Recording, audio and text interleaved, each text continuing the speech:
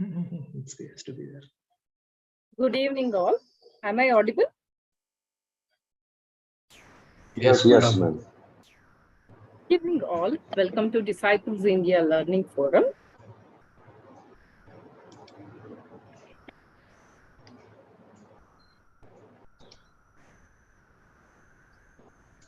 Enjoy the joy of learning.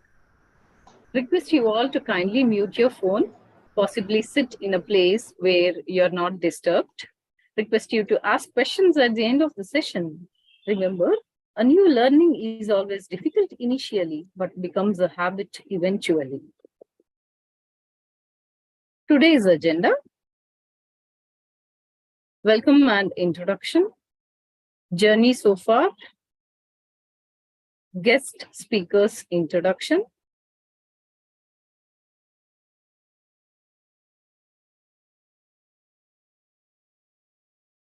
and the session. So DIL Forum, that is Disciples India Group Bangalore, is happy to present a platform purely for the joy of learning. It is envisaged to be an exciting learning platform where like-minded individuals and organizations can come together, share experiences, and learn and grow as individuals, professionals, and organizations. So objectives of the forum are to provide a platform to share and exchange ideas and experiences, to create and develop personal and professional network of learners, to enhance effective communication and leadership skills, to foster learning and contribute for personal, professional, and organizational, to update with life management skills, and contribute as an effective member to the society. So DILF Organizing Committee members 2023, Dr. A.M. Suresh, former advisor, Dr. B. Rupashri Tantri, President, Mr. Shubprasad K.M., Vice President, Mrs. Madhumati L., Secretary, Mrs. Viraja R., Joint Secretary, Mr. Akhilesh N.N., Assistant Secretary, Mr. Dilip A.P., Executive Member. Disciples India Learning Forum sessions started way back in 2018, and till date, so far, total 107 sessions in a span of 5 years.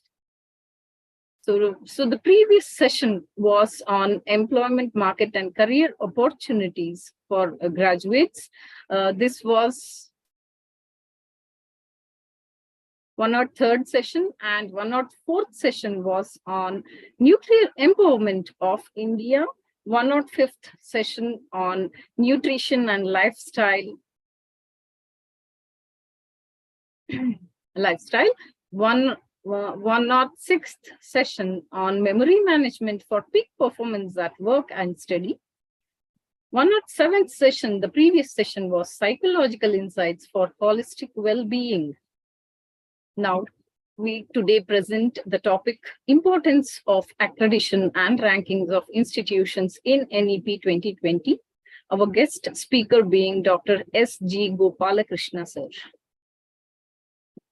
So, dear sir, hearty welcome. Can we have the welcome speech now? Introduction, please.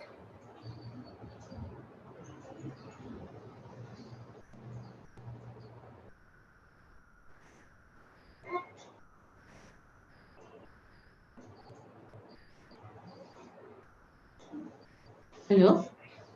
Madam, shall we start introduction of the speaker? Yes, madam, please. Radha, madam, please start the speaker introduction. Oh, okay, fine then.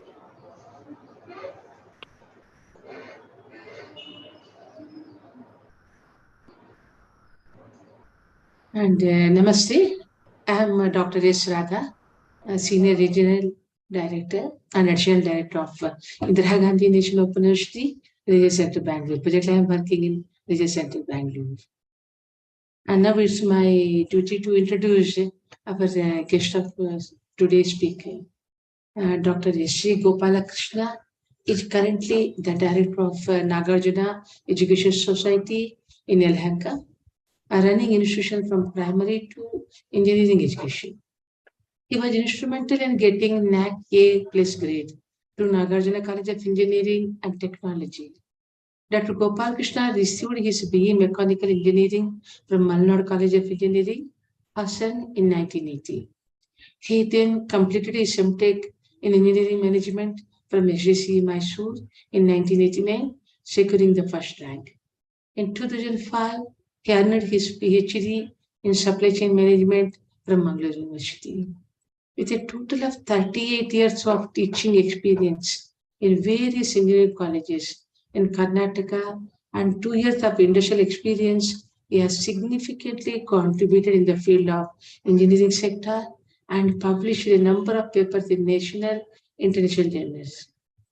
He served also as a member of various committees such as BOE, BOES, LIC, Dean, Academic Council, Executive Council, Senate, and other committees of VTU, Mangalore University, and the NITK Surat. He is also a life member of ISTE and Institute of Engineers. And he is also a member of Operation Research Society of India, chair of IEEE Society for Social Implications of Technology, Education Society, Joint Bangalore Chapter. He also received many awards, namely Best Principal Award from VTU and Autonomous Status to NCET during the tenure as principal. Dr. Abdul Kalam Lifetime Achievement Award from this foundation. Sir, it's a privilege to have you as the guest speaker for today's event. And on behalf of Indira Gandhi National Open University, Research Center Bangalore, I am thankful to the authorities of Disciple India Learning Forum for this academic collaboration with IGNOU in conducting this valuable session for the welfare of society. Thank you very much. Thank you very much, Dr. S. Radha. Very nice introduction you have given. Thank you very much.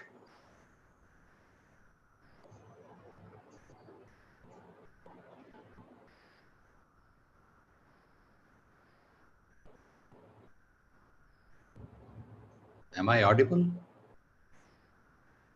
Yes, sir, you are audible. Yes. Okay. Yes, sir, you're audible. We can start.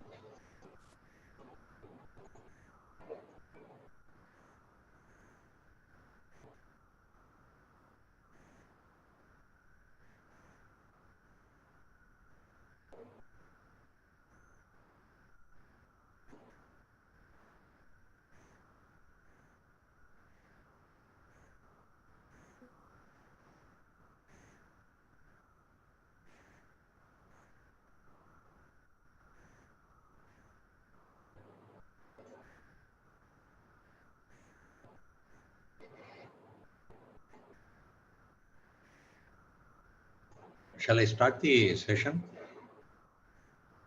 Please, sir, please start over. Yeah. Good evening to all.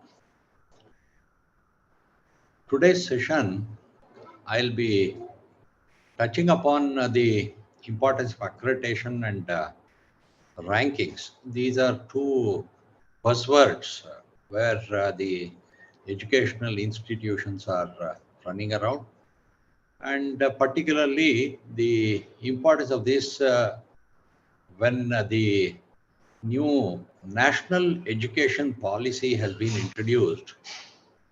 There are a lot of changes which have come in, and therefore I would like to briefly give the importance of these accreditations and the rankings under NEP.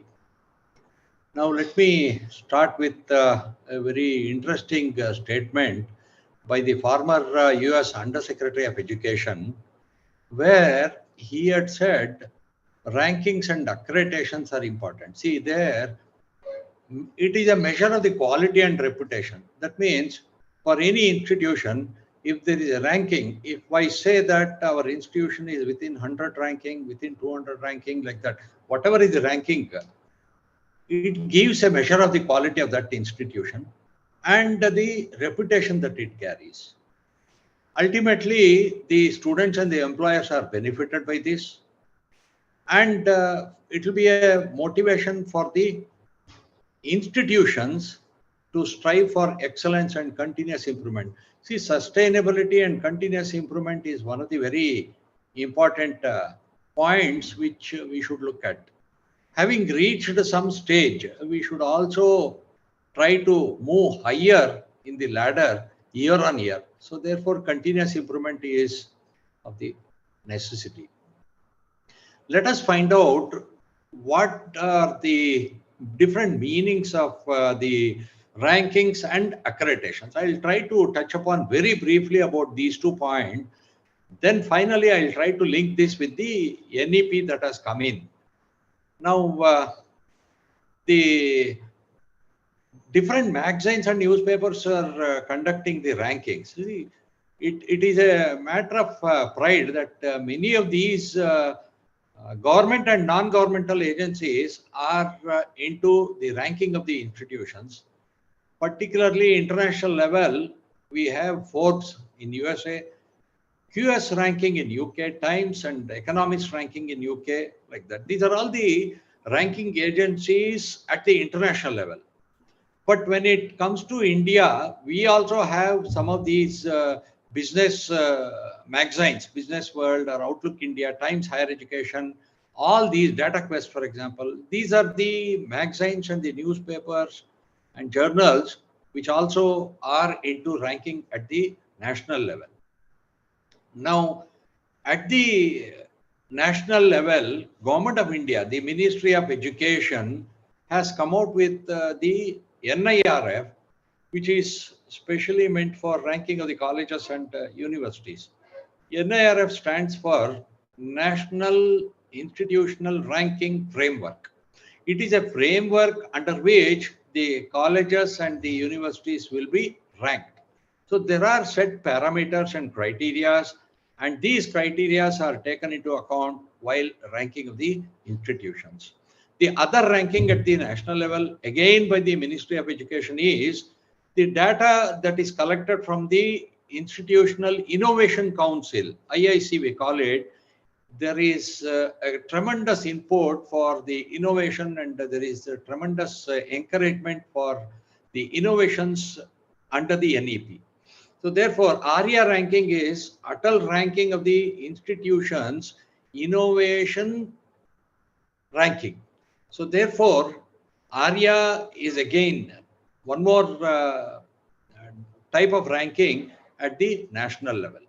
Now, when we say the international ranking, the QS rankings, for example, see here in this slide, I just want to say that academic reputation is given 40% weightage in the QS rankings. That means majority of the points are going to academic reputation. The other point is faculty student ratio takes 20%. That means the contribution of the faculty is again 20%. Citations per faculty.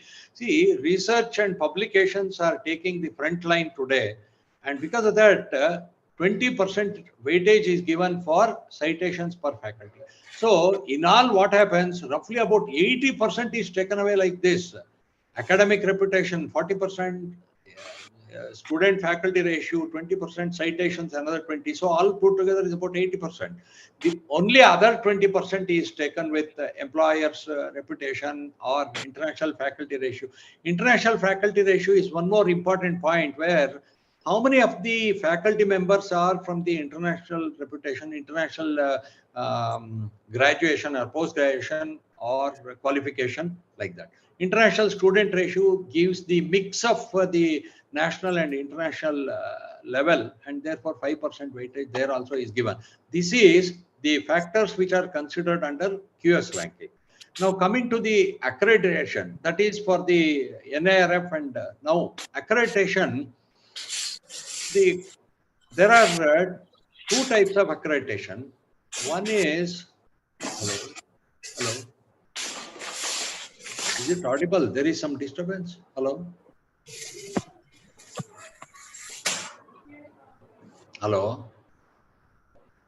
I request the audience is kindly mute when sir is speaking there. It's a lot of disturbance otherwise to everyone to hear. Thank you. Yeah. Thank you, madam.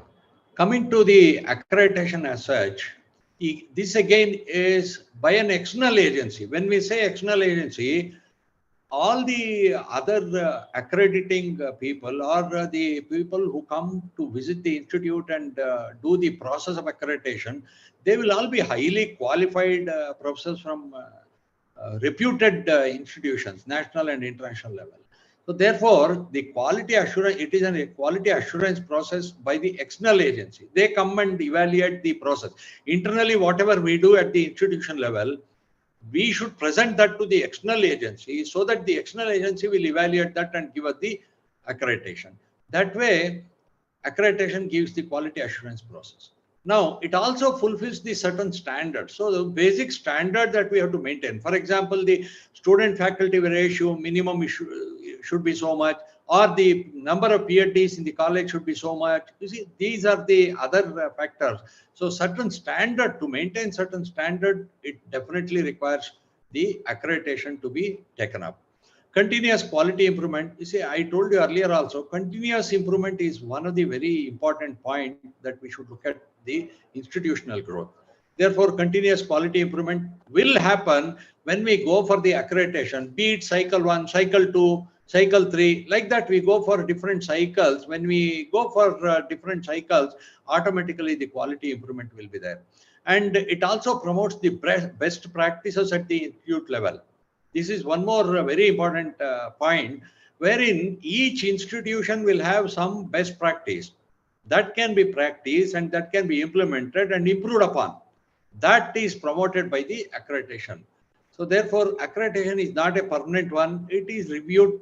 I told you earlier, see, for first cycle, maybe at the, if it is NBA, it could be 3 years or 6 years. If it is the NAC, it could be 5 years. So the second cycle will be 5 to 10 years. Then the next cycle will be 10 to 15 years. Like that, accreditation is not permanent. Every time there will be a periodic review, and we need to maintain continuously the quality at the institution.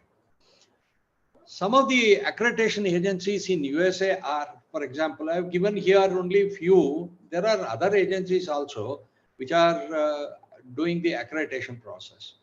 AAC-CSE is one accrediting commission of career schools and colleges. AAC-CET is another one where accrediting is Council for Continuing Education and Training. These are the US accrediting agencies. ABET is one at the engineering level, Accreditation Board of Engineering and Technology we call. This again is an international agency which accredits, which has MOUs with the different accrediting bodies in different countries. So across the globe, different countries become a part of the ABET accreditation, and then their quality criteria will also match with them and standards will be met with. And that is how, see, the graduate should move internationally. It is not that we produce the graduates to work in India only. They should go abroad also. So in such case, how the other countries will take our teaching learning process into consideration? How do they equate that? It is only through ABET. So therefore, ABET is one more accreditation board. In India, we have NBA. I told you earlier. See, NBA stands for National Board of Accreditation. It is an autonomous body under AICTE, and the AICTE approved programs are accredited by NBA. Then we have one more accrediting agency at the national level, which is called the National Assessment and Accreditation Council, NAC in short, that accredits colleges and universities and awards the grades. Now here one important point is, now in the recent changes, there are two frameworks, quantitative framework and qualitative framework. Under the quantitative framework, 70% of the marks is given. So out of the total 1,000 marks that the NAC uses for the accreditation purpose, 700 marks is kept for the quantity, and quality framework 30% is kept. We have other accrediting agencies called National Accreditation Board of Hospitals and National Accreditation Board of Laboratories. See, what is the importance of these NABH or NABL? Again, when there is accreditation of NABL, for example, if the testing has to be done in some laboratory of any material or anything, then that test result, what the laboratory gives, that should be accepted by the industry. How will the acceptance come in? Only when the lab has got the NABL certification, then those results which are given by that lab will be accepted by the industry or the government. NABH is similarly for the hospitals. Therefore, there also, if a hospital has got the NABH accreditation, then the testing that they do inside the laboratory there in that hospital, or the treatment procedure they follow, it is all standardized, set to standard. So therefore, people look out for NABH accreditation when they want to take some health help, or NABL for the other kinds of testing. Now, contest of the in Washington Accord. See, again, there was an accord, international agreement. This is what I said. The whole objective of this is to standardize. So when there is a standard education across the globe, the mobility of the graduates becomes very easy. So therefore, it is the objective is to standardize. Secondly, NBA, the National Board of Accreditation at our country, became a provisional member during 2007, and it became a permanent secretary during 2014. Now, after 2014, NBA has entered into Washington Accord. Therefore, it is also at par with the international accreditations. Now, benefits of ranking and accreditation for the institutions, if we take, see SWOT, for example, the strength, weakness, opportunities, and challenges of any institute for that matter can be very well understood. What are the strength of the institution or the weakness?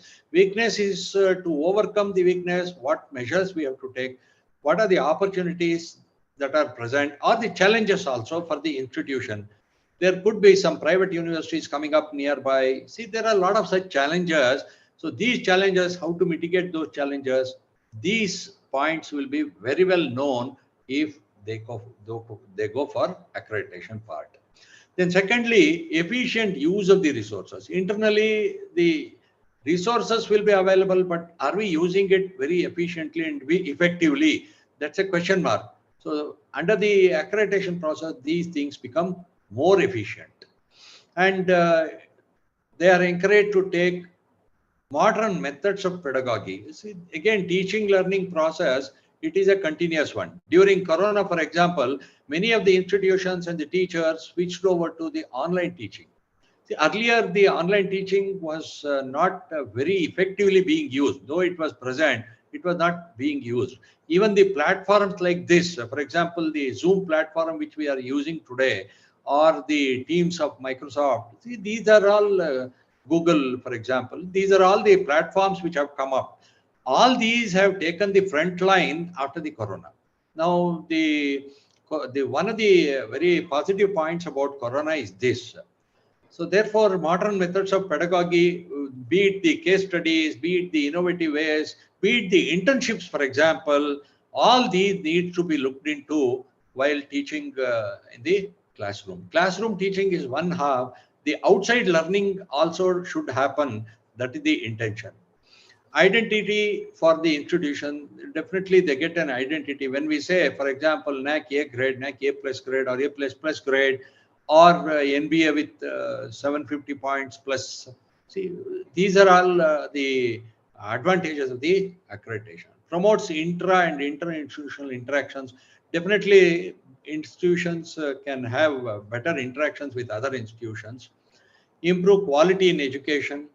Definitely the quality, how the quality will be improved. the standardization takes place.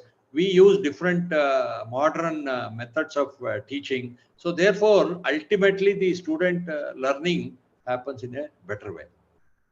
For other stakeholders, that was for the institution.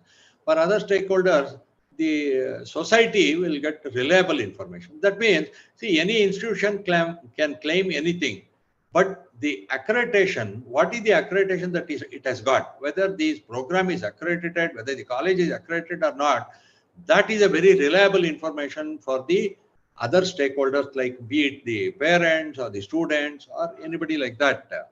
It's a reliable information.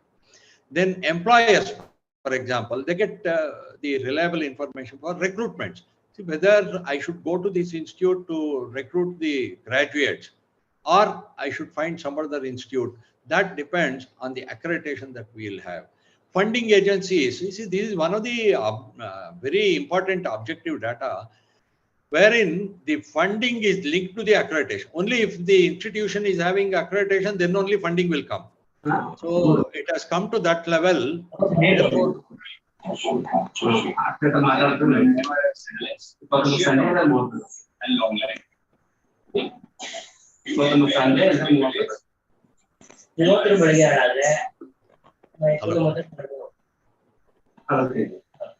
hello.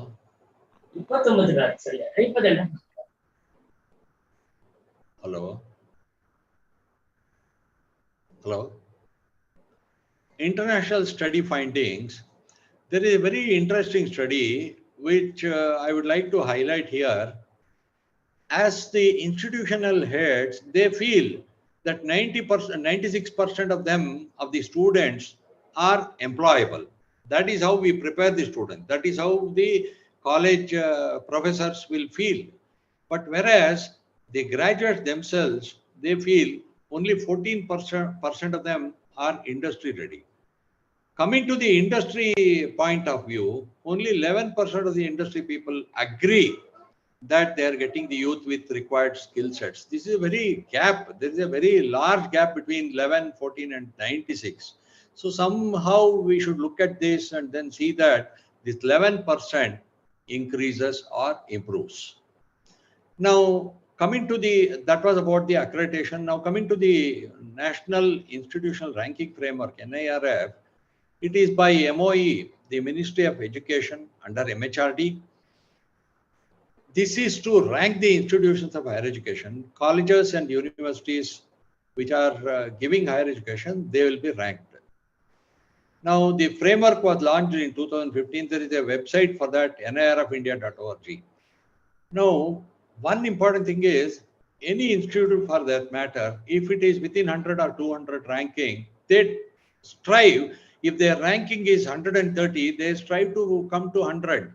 They strive to come to 75. They try to come to 50. That is how the competition is, and institution will definitely flourish higher and higher, and they perform better and better. Degree of excellence of the institution is known by this. Now, one of the eligibility criteria is at least 3 batches of students must have passed out from the institute. Then only they are eligible to go for NIRF ranking. Duration is not less than 3 years for the UG programs and 2 years for the PG programs. This is one of the conditions. Now, one important thing is A to F I have highlighted here.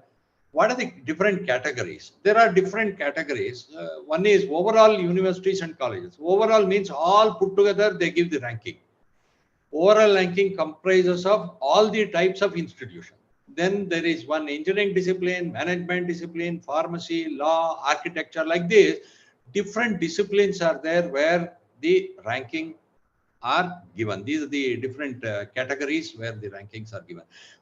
One small slide of the overall category I am giving here. You can see here also, earlier in the QS ranking I had told, here in the NIRF ranking also, teaching learning takes the prime factor, that it is 30% of the overall weightage. Then the research, see here, very important thing is the teaching learning weightage is little bit reduced here, but whereas it is increased here in the research and professional practice.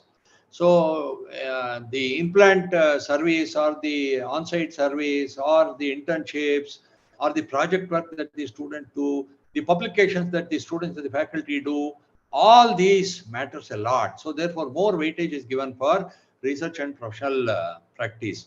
Graduation outcomes. What are the expectations from our graduates? What does the industry expect? Are we meeting with those outcomes? That is, it is taking about 20%. Outreach and perception is another 20%. This is only one overall category application I have told. Similarly, we have engineering, management, architecture, all those other categories wherein these parameters will slightly differ. Eligibility for NAC also is at least NBA is at least 2 batches of students should have passed out of the program. In case of a management program, at least 3 batches should have graduated. Management program means it is the MBA or PGDMA, like that. Categories of applications under NBA. Here also we have diploma, UG and PG. These are the different levels. But categories are engineering and technology, architecture, pharmacy, hotel management, management, PG only, that is MBA or PGDM, I told you. Computer applications, again MCA, PG only, they consider. So these are the different categories under which the National Board of Accreditation accredits the colleges or the institutions. So NBA accredits the programs, not the institution. This is very, very important. In a college, supposing you have, for example, engineering streams like civil, mechanical, electronics, computer science, you have, these are called the programs. The NBA will accredit the program. See, in a college, computer science may be accredited. But when it comes to NAC, NAC accredits the whole college. All the programs of the college are taken into consideration, and the accreditation is given for the whole institution, not the program wise. Whereas in NBA, it is program wise. Emphasis is given on the outcome based education. See, that means what are the outcomes that we have fixed, and are we achieving those outcomes by the graduates? Graduate outcomes, are they meeting the expectations? Now, each student is expected to achieve desirable outcomes. That is, in terms of the knowledge. Knowledge is one part. Classroom learning, I told you. Skills. This is learned from the laboratories. Attitude by the group behavior, attitude and behavior by the teammates or peers or other circles, where they can learn these things. All these put together is the graduate outcomes. Then provisional accreditation by NBA will be usually for 3 years. Full accreditation will be for 6 years. Again, depends on the points that we get. If we get 750 and above, we get 6 years of accreditation. If it is less than 750 points out of 1000, it is for 3 years. NAC, whereas you see, assesses the higher education institution. I told you NAC for the whole institution, whereas NBA is for the individual programs. Therefore, that is the primary difference. It is an autonomous body funded by UGC. NAC is funded by UGC. The website of NAC is nac.gov.in. The revised assessment and accreditation framework was launched by NAC in July 2017. The latest one only they are following now.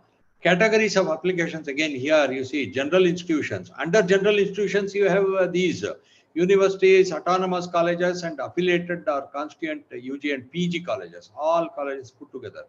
Universities, autonomous colleges, and affiliated colleges. They all come under the general institutions. Whereas you also have the NAC accreditation for health science institutions, Sanskrit institutions, open universities, dual mode universities, teacher education institutions. Like this, these are the different categories under which NAC accredits the institutions. Here again, one framework only I am giving under NAC. This is for probably for autonomous colleges. Out of 1000 total score, curricular aspects takes about 100 points, whereas teaching learning takes the maximum evaluation assessment takes 350 points, and research and innovation is about 150 points. Introduction and learning resources is about 100. Student support and progression is 100. Governance, leadership and management is 100. Institutional values and best practices that the institution practices is again another 100. So all put together, this is for 1000 marks, it is evaluated. Then this is shifted to the grade point average. Out of 4 point CGPA, the NAAC accredits. NBA is program specific and NAAC is institute level. NBA has got 10 criteria, whereas NAAC only has 7 criteria. But both have 1000 marks. They will evaluate for 1000 marks, but the criteria considered are 10 and 7 here. NBA points is awarded there. I told you 750 points and above or 750 points below, like that. NAAC gives the CGPA on a 4-point scale, grades from A++ to C. These varieties are there and they give the grading depending upon the CGPA that the college gets. Validity of the NBA is 3 or 6 years, whereas NAAC is 5 years. Report name under NBA, we call it as SAR, whereas in NAAC, we call it as SSR. SAR is self-assessment report. See, the college will assess themselves. The program will be assessed by themselves. Whole programs, all the programs that we go for accreditation, all the programs put together, we prepare the SAR and then we submit. Self-assessment report. Whereas here, self-study report. This is a different terminology used, but end result of both will be same. NBA is recognized internationally by Washington Accord. This is one important thing. If a college is having NBA accreditation, if the program is having NBA accreditation, the student mobility international becomes easier. Now, coming to the National New Education Policy 2020, our Honorable Prime Minister has said one very, very important statement. Till now, we were focusing on what to think, but now we should focus on how to think. This is the difference. What to think and how to think. That we should understand under the NEP. The importance is given for how to think. Under the NEP, is our former President of India, Dr. APJ Abdul Kalam also has stated, the purpose of education itself is to make good human beings. That is the very purpose, with skill and expertise. Skill and expertise is to get proper placement or to earn or to get a job, all that, to do self-entrepreneurship or whatever. See, the whole purpose is to make good human beings. That is the very, very important thing. Enlightened human beings can be created by teachers. He gives a lot of weightage for the teachers. He was loving teachers and respecting teachers. Changes in the education policy is a major way to provide the nation better students, professionals, and better human beings at the end. At large, better human beings. That's what the whole education, the purpose of education and the policy idea is. Again, one more statement by our Honorable Prime Minister. We are moving to an era where an individual will not be stuck to a single profession all his life. This is very important under NEP. Thus, when I go to the NEP in detail, I can explain that, this statement. Thus, they will continuously need to reskill and upskill themselves. So they cannot be stagnant. Continuous improvement is the order of the day.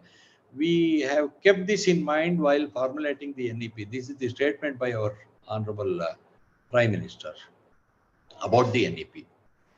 Now, NEP highlights only I'll touch upon. It's a very, very broad area. Therefore, within the time limit that I have, I'll try to cover some basic fundamental points only. New curricular and pedagogical structure. You have seen this 5 plus 3 plus 3 plus 4 is the structure. Out of this 5, you see pre-primary this is. Out of these 5, 3 years will be in the Anganwadi or KG schools or whatever. First and second standards are put together here. And the third, fourth, fifth comes the primary education, which is put here under the next 3. After that, 6, 7, 8 are put here in the club. And here, very importantly, 9, 10, 11, 12 are merged. That means whatever now today we have, 9th and 10th comes under the high school, but that will be moved out now. that will be in high school only.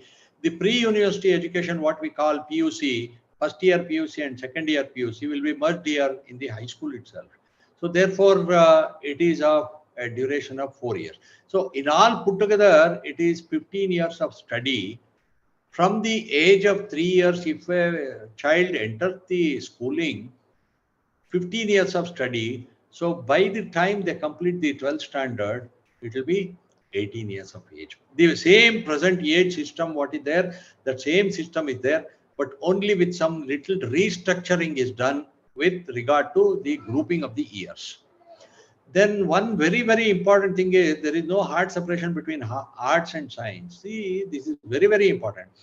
Now, under PUC, for example, you have PUC Commerce, PUC Arts, PUC Science, all those will vanish. It will be just 10th and 11th and 12th standards. So in the 11th standard, a student can study any subject. He can take statistics, he can take journalism, he can take international business studies, international law. You see, that kind of mobility is given. Therefore, there is no hard separation of art, science, or commerce. Then promoting multilingualism and Indian language. This is very focal. What they have given is this, where any child that studies in the mother tongue will be better equipped. With this motto, they have brought in all these Indian languages. There are different languages which have come as a part of the whole system. Then the setting up of the National Assessment Center called PARAK. This is a new initiative by Government of India, performance assessment, review and analysis of knowledge for holistic development.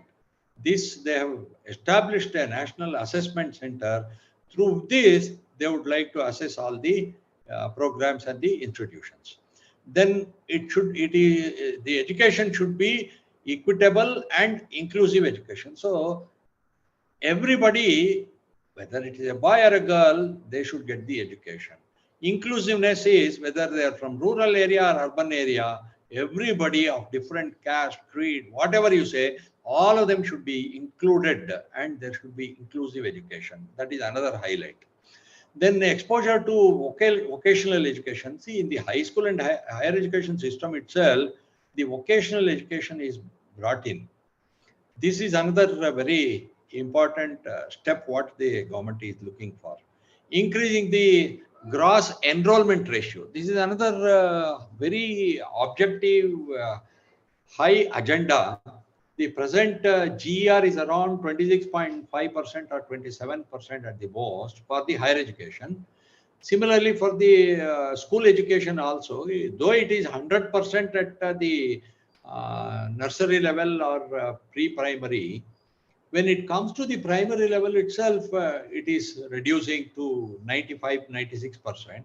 Then when it comes to middle school, it is reducing to another 70% or so.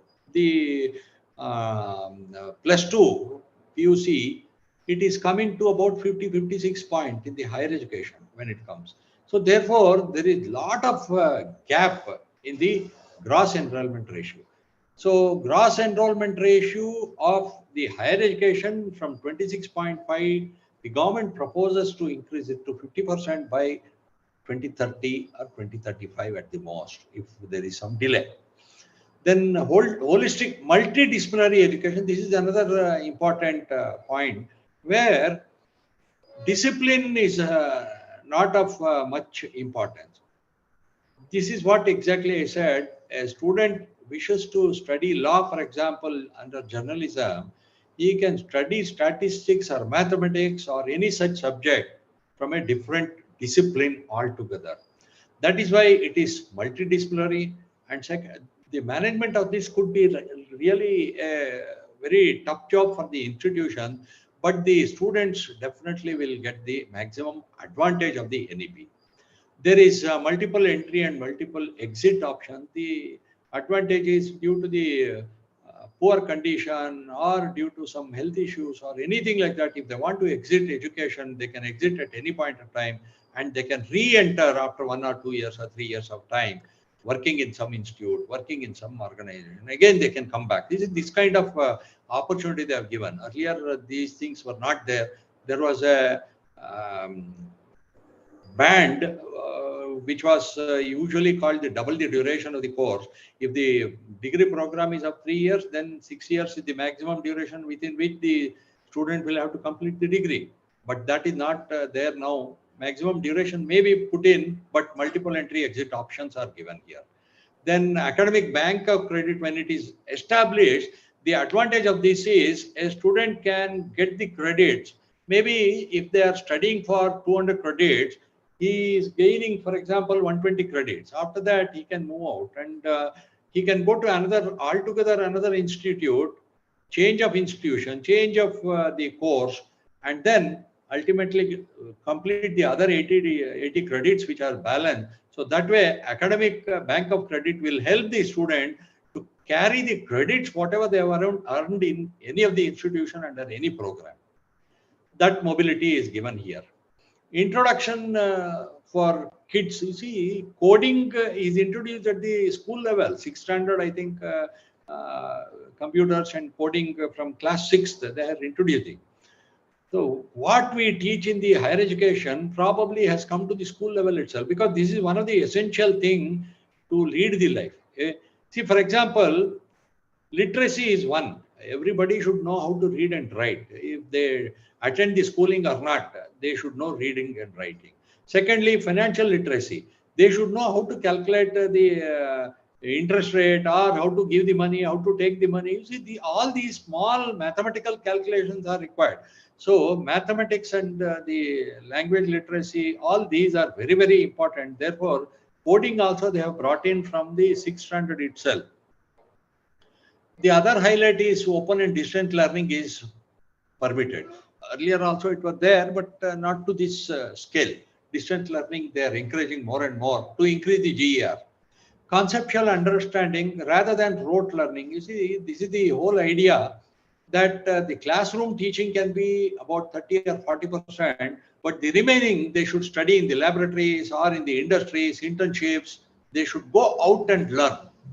They should have case studies, case study methodology, all these. So learning for exam should be rooted out.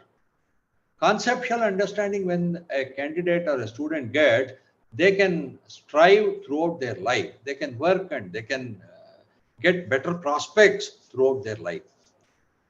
Encouraging creativity and critical thinking is another thing which also is given a lot of importance.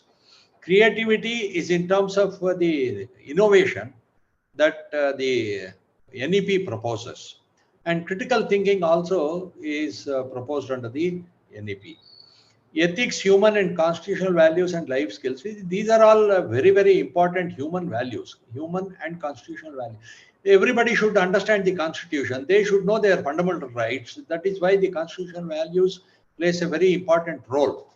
And life skill. Life skill is to lead the life, ultimately. Your degree may not be just enough to lead the life. So therefore, you should know how to move with people, how to talk to other people, how to work in teams. There are a lot of such things which life skills will teach. Progression and mobility into the formal education. This is a very, very important thing what NEP has proposed. There is formal education. Everybody will go to the college or the school or the college, and they get their degree certificate and they do the formal education. But a person, if he is working, he has not attended any schooling or the education system itself, those people also should be given credit, and they should be able to move to the formal education at some stage. They should come and fuse themselves into the formal education and continue their education and get the degree. See, this kind of opportunity is provided here, keeping in mind the school dropouts. Recognition of prior learning for workforce. Again, this I told here the point, when somebody is working in any organization, they will get some skills inbuilt in them. They have not done any formal schooling or college education, but still their work experience itself is enough. That is why prior learning it is called. This work experience can be brought to the formal education system. Then extensive use of technology in teaching and learning. This is another point. See, unless we use technology, we will not be able to scale up the ratio or the passing out students or the GER or even the school students passing out ratio. All that cannot be increased unless we go for use of technology. Technology will play a very, very vital role. Technology, the advantage is anytime, anywhere, anybody. See, there are a lot of such things where extensive use can be done. That also is promoted under the NEP. Continuous review of the progress by the educational experts will be there. Therefore, to keep track of the progress of any institution, the students or the performance, there will be continuous review. Undergraduate can be of 3 years or 4 years. Now, one advantage here is multiple exit and appropriate certification at different stages. Now, what happens is, if it is a 3-year degree, the student will have to do 2 years of master degree. If it is a 4-year degree, then the student will have to do 1 year master's degree. Now, the exit or different certifications are also, the first year can be called as a certificate. If somebody drops out after 1 year, they can be given only certificate. If somebody drops out after 2nd year, they can be called as diploma certificate can be given. Somebody drops out after 3 years, degree certificate can be given. Somebody drops out or completes the education of the UG after 4 years, they can be given honors degree or something like that. So therefore, certification at different stages also is brought in. Then granting aided autonomy. This is one more very important point where affiliation is to be phased out in 15 years. See, whatever university affiliation we have at present now, this will be phased out in the next 15 years. We don't have to go and get ourselves affiliated to any of the university. We can be autonomous on our own, and we can be degree awarding institution. That is the advantage of the autonomy. You can frame your own curriculum. You can decide what courses the students will have to learn. What are the options? What are the specialization courses that we can have? What are the value addition courses that we can have? What should be the percentage of internship? All these can be decided under autonomy. So therefore, autonomous institutions will have a lot of flexibility in terms of curriculum design or academic flexibility. That will lead to the affiliation system phasing out in the next 15 years. Then promote internationalization. Again, when there is equivalence of the courses, see, there are 2 aspects of internationalization. One is international universities can come to the country to offer their programs and courses. Secondly, Indian institutions can go abroad. See, 2 years of study here and 2 years of study there, which is called what is that called? Bridge course, bridge. That also is possible here. And provisions of credit transfer is another advantage I told you earlier. They can earn some credits here, for example, 100 credits, and the other remaining 100 credits can be completed in any international university. That way, the degree can be awarded jointly. That way, there is a lot of promotion for that, and encourage international exchange of students and faculty with foreign universities. See, ultimately, whatever foreign universities are practicing, that can also come to India, and we can compete with them. We will improve our quality, and we can also perform better. That way, we are seeing a lot of changes in the internationalization. Then focus on formative assessment for learning rather than summative assessment. Formative assessment for learning is being looked at. Hello? Summative assessment will be year-end examination only, but whereas formative assessment will be the continuous assessment of the candidates. Then MOOCs, massive open online courses, are also being encouraged. Students can take these courses, and the credits they earn out of this can be added on to their credit bank. Reduction in curricular content is very one important thing I told you earlier, essential learning and critical thinking. Earlier, we had 200 credits under the engineering education, but it is reduced to 160 credits. Why are they reducing this? This is because the classroom learning can be rather minimized, but the other types of education like internship and project work, all that needs to be encouraged. So therefore, they are reducing the number of credits here.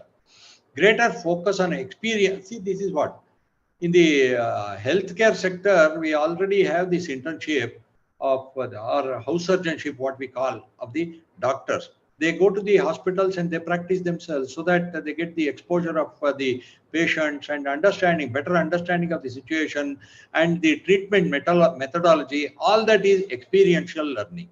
This gives very, very important. See, introduction of the integrated courses. Integrated courses mean a course will be there where we teach for 3 hours and then the same course is taught in the laboratory for 2 hours. So ultimately we may have 4 credits, 3 credits for the teaching and 1 credit for the laboratory. So that way 4 credits can be distributed. More and more integrated courses will give experiential learning. By conducting the experiments, they learn. Light but tight regulation is being envisaged and increase flexibility and choice of subjects to the students right from first semester. Karnataka government has already implemented the NEP. Therefore, from first semester itself, they have introduced the elective subjects. Now, Python, C++, all these courses are introduced at the first year level itself. Vocational education from the 6th grade schooling and will include internships. See, this is one more very, very important thing. What NEP envisages.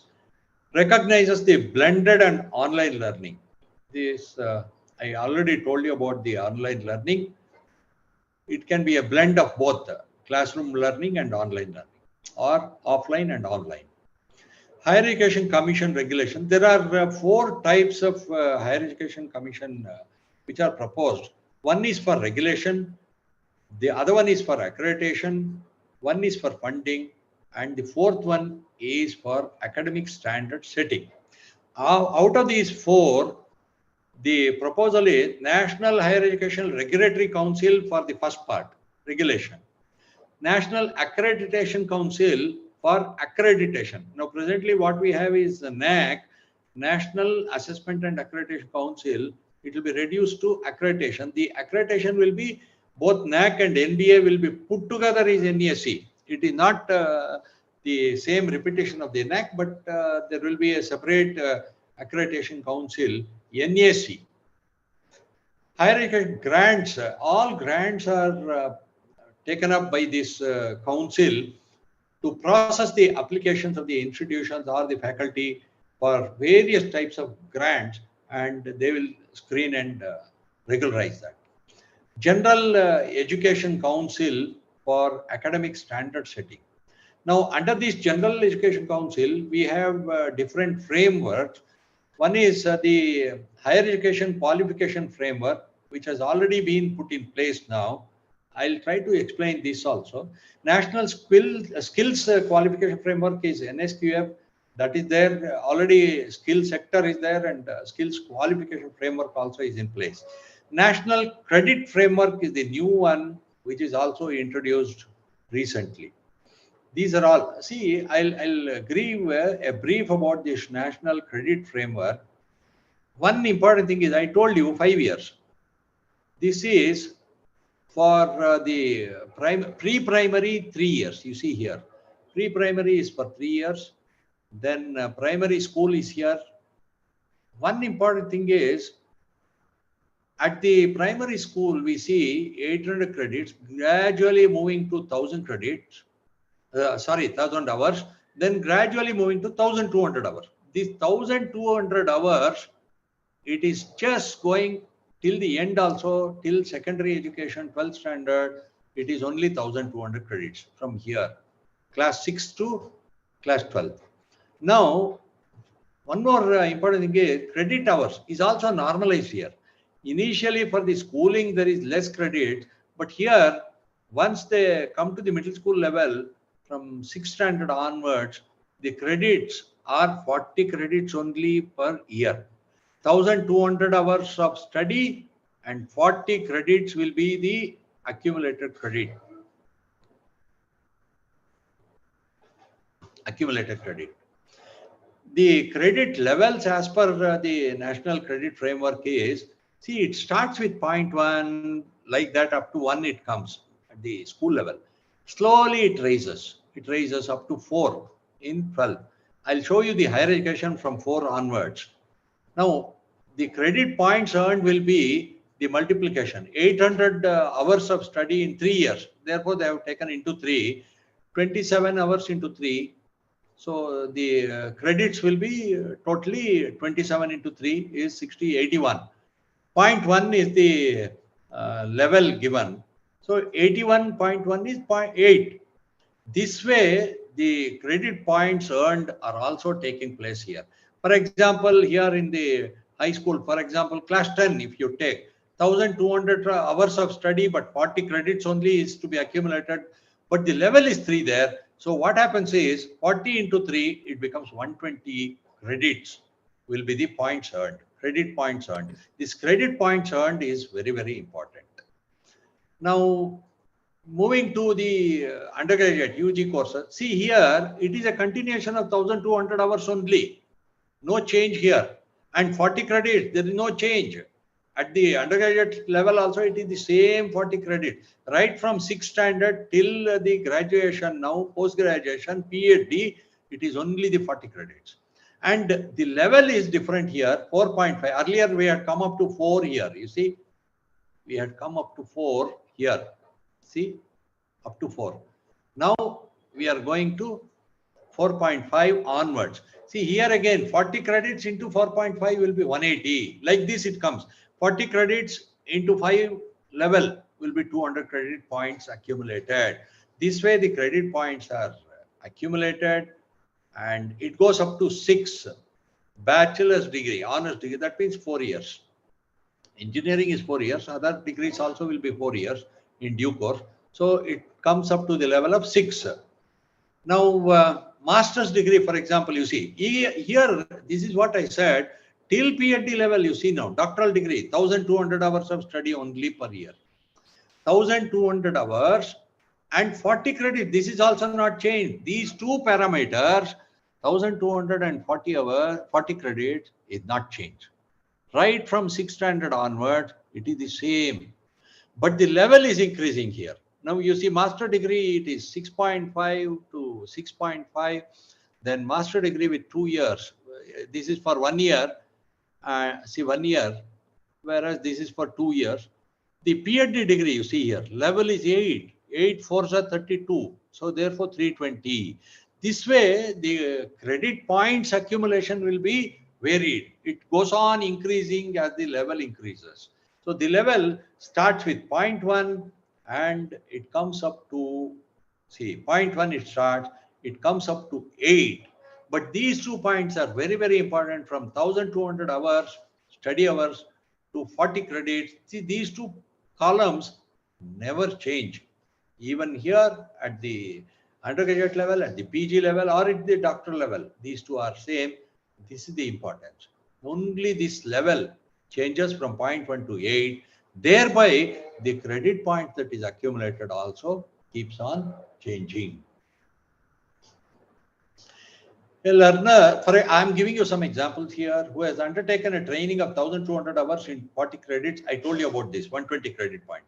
Carpenter, for example, a person can do carpentry without attending any of the schooling, or a machine operator, or a nurse in a hospital, software developer. See, these things can be done without the schooling if they are doing 3 years of study, or 7 years, 3 years of work experience, or 5 years of work experience, 7 years or 10 years of work experience can be equated and they can be awarded with credits.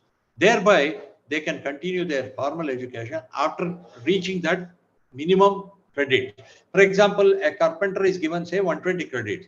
If he has to complete, say, 200 credits, the remaining 80 credits only he has to do. If he has got an experience of 5 years, like this, they are making the equivalence tables for all these things. And that is how the prior work experience I have mentioned earlier, the prior work experience, whatever they have, that is brought into the formal schooling, and continuation of the formal schooling and degree awarding will happen. Provision for educational acceleration is done. Like, for example, if the student participates in hackathon or Olympiads, they get the credits for that. Credits for Indian knowledge system. This is another very interesting thing. Vedas. If somebody knows Vedas, Puranas, sports and games, yoga, dance, handicraft, social work, NSS, NCC, all these get credits. Without credit, there is no study. So all these also are given due importance, thereby encouraging that. Very, very interestingly, Padma Awards, winning medals, all these are also given credits. Equivalent credits are given, thereby their PhD or the PG, whatever they want to achieve, they can achieve that. See, if a person wins a gold medal in a Olympic, this is only an example, he can get the B vocational degree. Say 70% is given. I'm only giving you example. It can be 80 or 90% also if it is Olympic. If it is state or national level, it can be 70. Like that, the remaining 30% only he has to complete the academic credit. Thereby, they get the degree, certificate. Now, rankings and accreditations under NEP. Foreign institutions to establish campuses. I have already touched upon this. Quality and quantity of students can be monitored. Key factors for accreditation are good governance, basic norms of the institution, public self-disclosure, very important. All our websites will say what we are, how we are, what are the parameters. This is very important. Student learning outcomes. Accreditation and rankings are not the same, but they are complementary. Currently, less than 10% of the institutions in the country are accredited. This is very critical point to be noted. Only 10% are accredited. Therefore, the remaining 90% will have to go for accreditation. There is a lot of scope for that. Thank you very much. I end my talk here. I think I have taken 1 hour. I am open for questions and discussions now.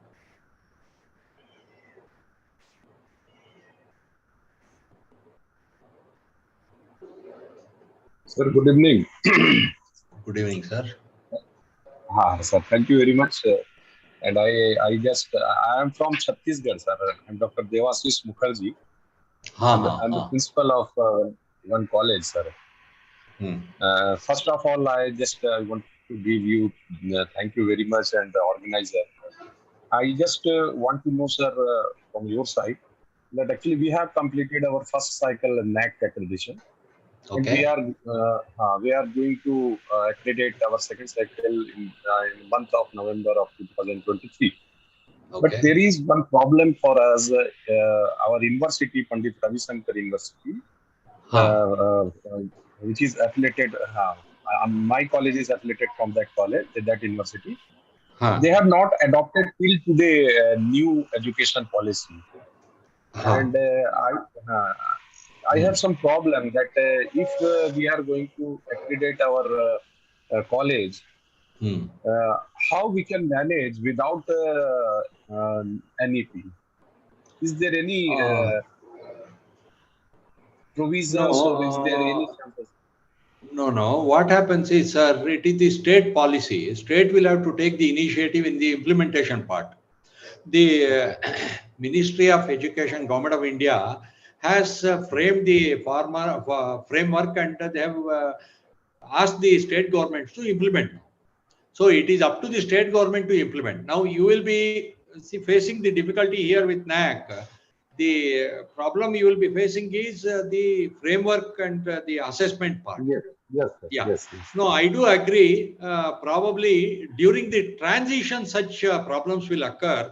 Once this transition phase is completed, maybe in the next 1 or 2 years, everybody will fall in line and everybody will implement the NEP 2020. Once that is done, next things will be easier. Probably for you, there will be difficulty because of the transitional phase now.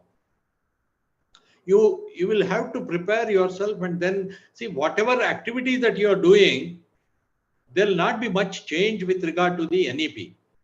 Increase the internship and the project work component in your institution.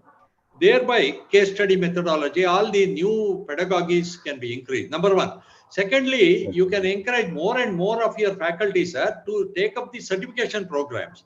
Once they take the international certificate, be it from MOOCs or NPTEL or any of these agencies, SWAYAM, any such portals, then that can be given due weightage in the faculty assessment, and thereby you get more weightage. Thirdly, the students also can be encouraged to take up these certification courses, sir. And anything that is missing, please add that as value add course and then conduct that, so that bridging will happen between the students' learning and the industry expectations. Thank you very much, sir. Yes, sir. And another one question I have. Yes, sir. You just explained that thing that suppose if I am carpenter and I have more than experience of 5 years, who can certify that I have more than 5 year experience? If suppose I am related with unorganized sector.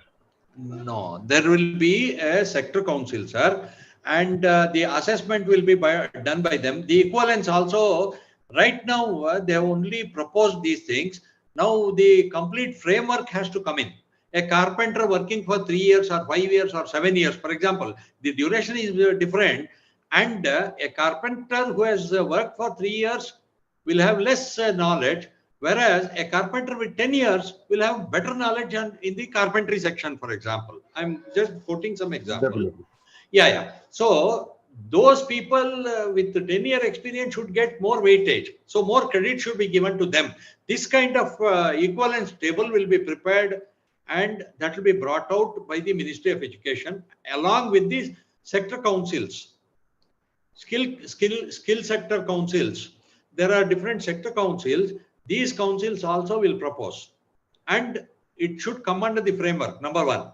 Secondly, the assessment also should happen by the same sector or the experienced people or the knowledgeable people in that particular area. They should assess and then give the equivalence. But equivalence, all that will be framed now. Okay, thank you very much, sir. Thank you. Thank you very much, sir. Yeah.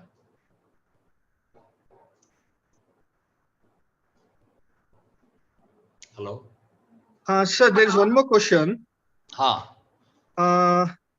This is from Mr. Hiremat. Shall I stop yes, actually sharing? asked 3 questions. Yeah. Shall I stop sharing? Then I'll go to this one. Yes, sir. Yeah, I'll stop it. Yeah. Shall I ask? Yeah, sure. Yes, sir. This is from Mr. Hiremat. So what are the changes introduced in NEP regarding teachers recruitment?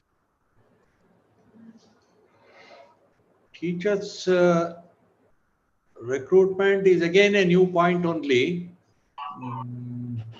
There also they have brought in some changes. I'm not very well aware about the recruitment part, but I can definitely tell you the weightage for their publications will be given more. If they have undergone the certification programs or the publications with the Scopus or Web of Science or all these reputed Q1, Q2 journals, then the weightage will be given more, and that is how they get more weightage in the recruitment. Ultimately, NEP focuses on research and innovation. So therefore, that is very important to help and aid to recognize people with good research capabilities and innovation, critical thinking. There will be more weightage with regard to this. Yes, sir. It's not audible, no? Hello? Goal is to do more POVs. Hello? It is not audible. Yes. Mr. Shiv Prasad, you are not audible. You can speak again.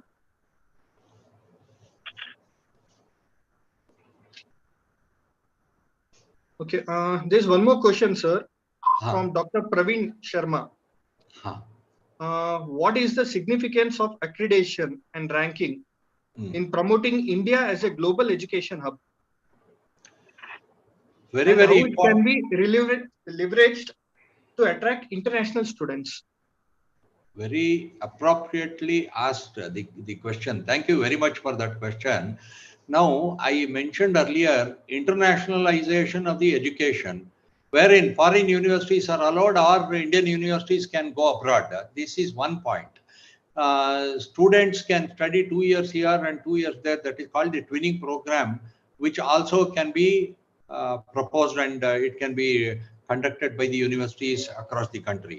Thirdly, the international students can be definitely encouraged to come to India, because see, I told you the NBA is a part of the Washington Accord. Now, ABET, I told you about the ABET accreditation, wherein the engineering and technology education internationally recognized. ABET, if we are a signatory, if we are a signatory for the ABET, then definitely our students will be accepted internationally. Thereby, more and more students can come and do the education here. Number one. Secondly, for example, the cost of education in India is very less. If you compare it with the West or the other advanced countries, our cost is very less. Now, rupee is gaining more weightage. Thereby, cost effectiveness will be there, and more students are likely to come to India. This is our expectation. Definitely, they will come, and our universities will sign MOUs with the international universities for their programs. Whatever I told you earlier, 2 years of study here and 2 years of study abroad, similar thing can happen there also. 2 years of study abroad and 2 years of study in India. Foreign students can study their 2 years and their other 2 years can be studied here, wherein it will be very, very cost effective. A program for a year, if it costs 20 lakhs there, in terms of rupees I'm comparing, if it costs 20 lakhs there, 40 lakhs they would have spent in 2 years. The other 40 lakhs they can spend here, minimum of some 5 to 10 lakhs, then they can get the degree. Thereby it will be cost effective also. So I feel more and more international students are expected to come because of the equivalence and the accreditations. If we don't have the accreditation, the problem is that who will recognize our degree? India, in our country, yes, we can recognize the degree, but the foreign university or a foreign company also should recognize our degree. Then only they will get the placement. Therefore, the importance of accreditation and assessment under NEP also is very high.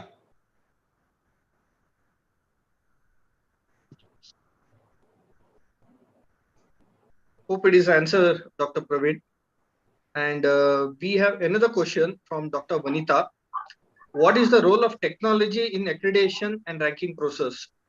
And how will it be ensured transparency and objectivity? Yeah.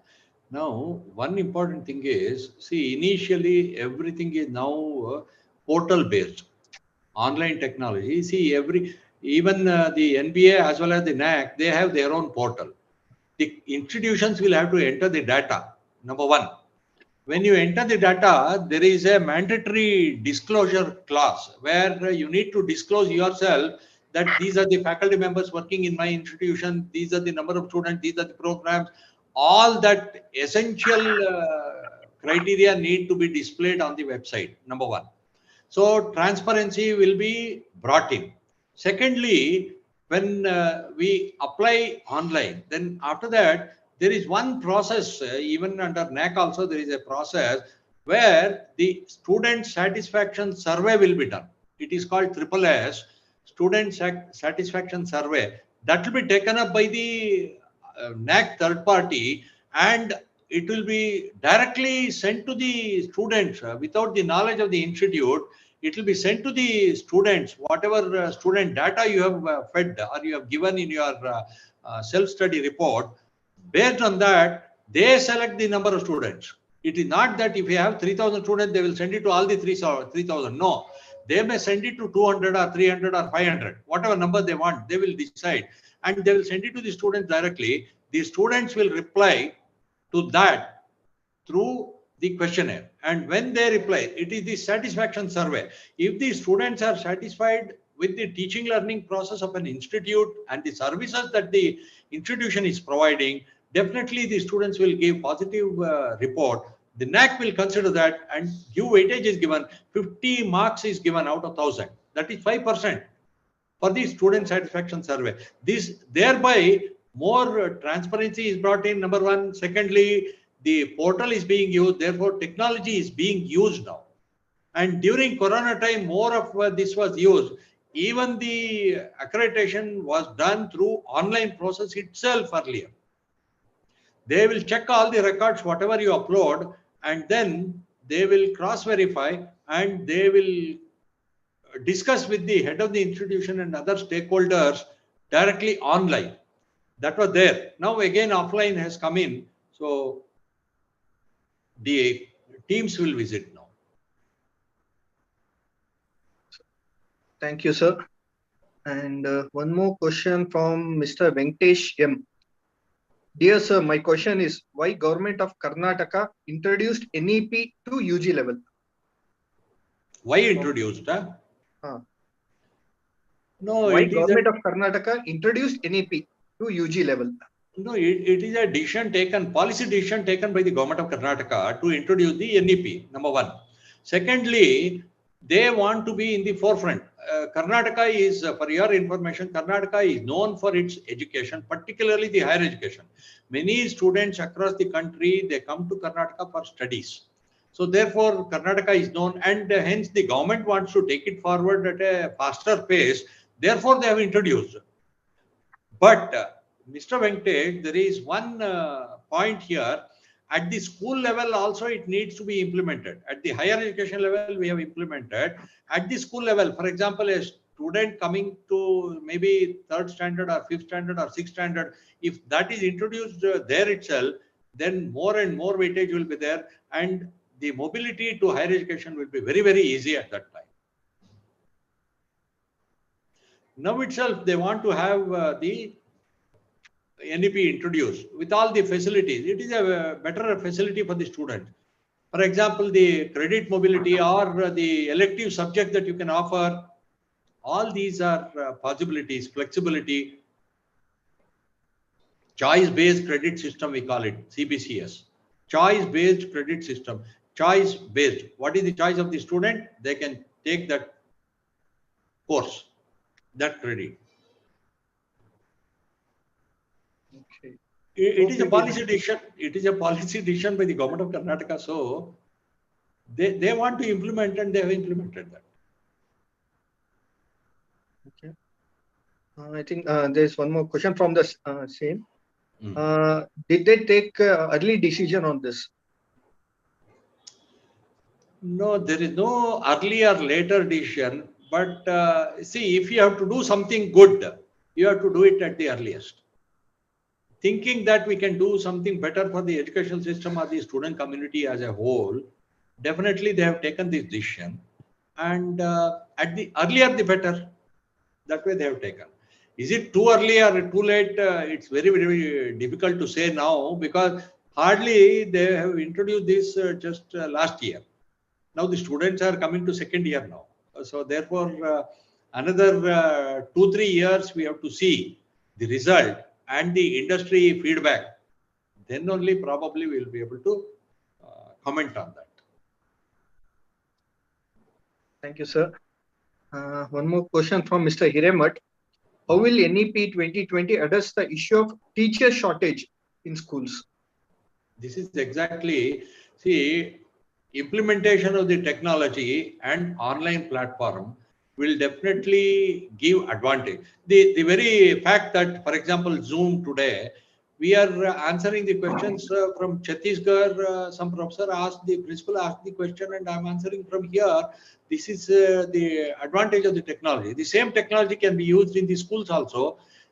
The shortage of the teachers, for example, there are a lot of schools with one teacher only. Right from 1st standard to 7th standard, only one teacher will teach different subjects. This is the problem. So if I have some expertise, an expert can teach 1,000 students or 10,000 students now. Lot of such improvements are coming in. Lot of private participation is there now. Platforms are coming up. Learning platforms like this, Disciple India, for example, is coming in, so that more and more awareness and learning happens, including for the teachers also. Teacher training program also should be conducted like this. Thereby, teachers can be better equipped to face the challenges in the new world. Okay. Thank you, sir. And this question from Bengal, actually, Mr. Sharpa. Yes, sir. The CBSE system syllabus has been changed in the year 2018, affiliated to North Bengal University colleges.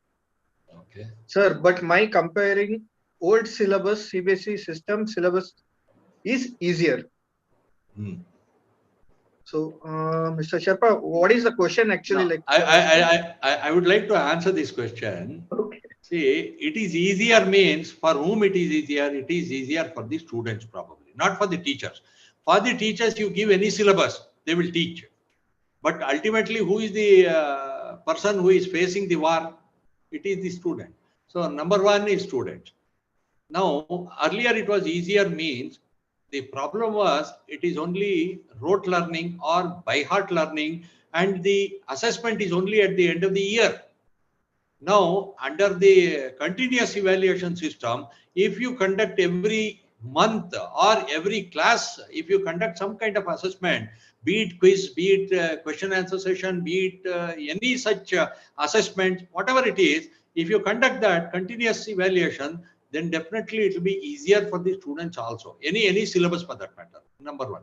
Secondly, unless we change the syllabus, we will not be able to prepare our students to equip themselves to go for a better system. Like out of the way, I'll tell you, ChatGPT has come now. Everybody knows now ChatGPT. What ChatGPT will do, can it replace the human being? No, it cannot replace the human being, but it can assist.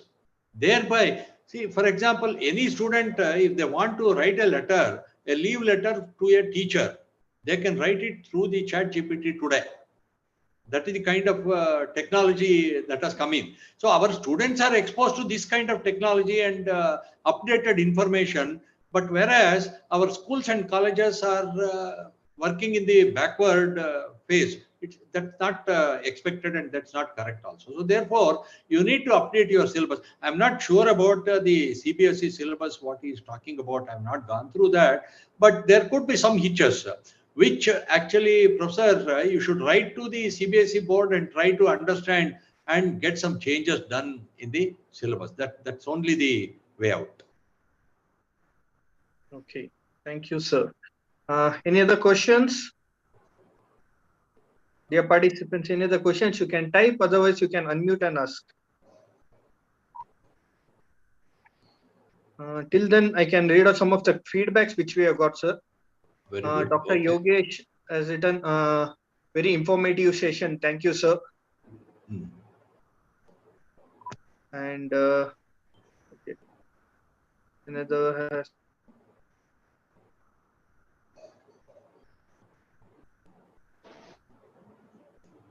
once again. Okay. So from Sherpa, sir, so I have shared this from my opinion. Okay, Mr. Sherpa. Yes, and from Mr. Hiramat, thanks a lot, sir. Thanks for clearing my doubts. Mr. Praveen has written, thank you very much, sir. That was a wonderful session. Thanks a lot for your time. Yes. So any other questions? Okay. Finally, I thank Disciples India for giving me this opportunity. Thank you very much for this opportunity. Number one, I should personally thank you and Rupashri Madam, who has invited and given this opportunity. Secondly, all the participants, very interestingly, all the participants participated in this. The content is more. The problem is the duration is very less. Within that duration, I have to cover the entire content. Therefore, I rushed through in some places. But finally, I gave some examples, and how much I'm able to convey, probably it is up to the audience and the participants. I thank all the participants, each and every one, and especially people who have asked questions and who have given good comment about my talk. I thank each one of them personally. Thank you very much. Thank you, sir. Dear participants, we have shared a Google link. Kindly fill up the details, and then e-certificate will be mailed to you in 7 working days. Thank you all. And before we end, I would like to request Dr. Rupashri Madam to give the word of thanks. Rupashri Madam, over to you. Yes, sir. It was indeed a great session. I know Dr. Gopal Krishna for more than 12 years as a dynamic leader, an excellent academician, and an outstanding administrator. I'm happy to say that I was fortunate enough to work under him during his tenure as principal of Nagarjuna Engineering and Technology. On behalf of Disciples India Learning Forum, I wholeheartedly thank him for his wonderful session. Accreditation is a must-have for every organization, and I'm sure that all the academicians who attended this session are really benefited from this talk. We are looking forward to have many more such sessions of yours in future, sir. Thank you very much. Thank you for this wonderful session. Thank you, Rupashri Madam. Yeah, thank you, Rupashri Madam. I am very glad and happy I can share further some more important such topics in future, which will be beneficial to at least a few of the students also. Now, this topic is particularly for the faculty, administrators, all of them, and I can even talk on the student beneficial programs. Thank you very much for this. So there is one more request. Can you share your email ID, please? Yeah. You want it now itself, or if you shall can I put it in the chat box, okay, and they can note it down, sir. Okay, I'll put it.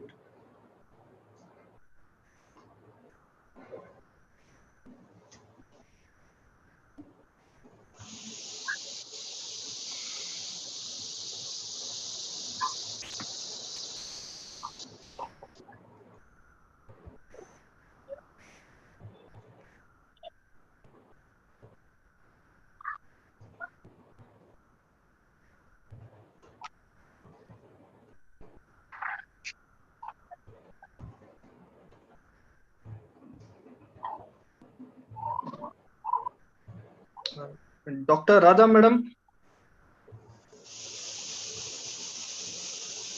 Radha Madam, you are there?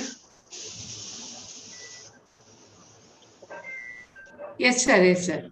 I'm here only. From your side. Very nice session, really. Very informative and valuable session. I think you may also have some more series. A lot of information is there in NEP 2020. 1.5 hours is not sufficient to discuss the pros of this. Thank you for the Digital India. Thank you, madam. Yes, sir. Received your email ID. I'll be forwarding it to them, sir. Sure. Thank you, sir. Thanks for your time. I thank IGNOU for being a part of this session as an associate partner. Thank you, Radha Madam. Thank you, sir. So thank you all the participants. Thanks for taking your time and being in this learning session. You're doing a good job. Continue your good job. Let it be beneficial. See, whatever you have, you should share. Yes, sir. To others. So therefore, sharing is always, it will enhance our knowledge. Very true, sir. Yeah, it is a good opportunity. Yeah, do good work. Wish you all the best. Thanks a lot, sir. Yeah. Thank you all. Wish you all a happy weekend. Yeah. Take care and good night. Yeah. Can I leave? Yes, sir. Thank you. And other participants, I have sent a Google form. Kindly fill up and submit it. Thank you all. Take care.